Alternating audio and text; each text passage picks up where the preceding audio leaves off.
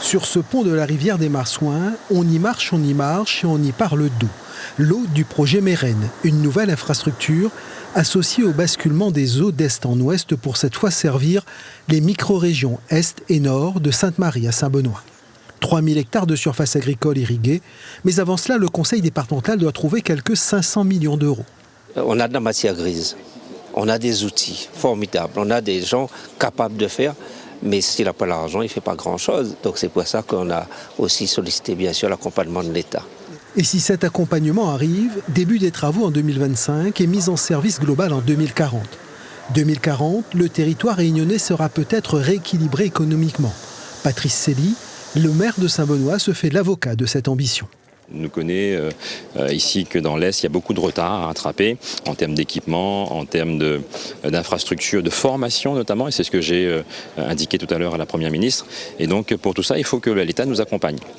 C'est déjà le cas, mais il va falloir franchir un palier supplémentaire si on veut aller plus vite.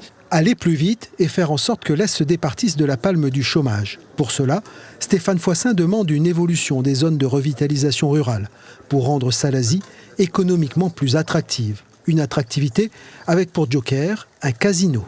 Sur Helbourg, il y a un édit du roi qui nous a permis d'ouvrir un casino à une époque et il n'y a jamais eu d'arrêté préfectoral pour le fermer.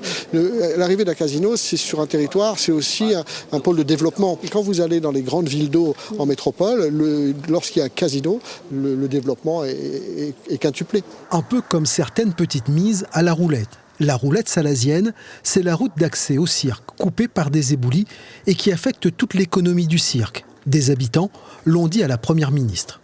Un simple détail, qu'une mairie qui veut devenir chez nous, ils avaient 100 personnes. Bon, ça a annulé parce qu'il faut rentrer vite au bateau. Ils ont annulé, tout annulé. Il y a tous les paquebots qui ils ont débarqué. On a eu peut-être 5 ou 10% sur tous ces paquebots-là. Les jeux sont faits. Reste à connaître les réponses du gouvernement à ces attentes.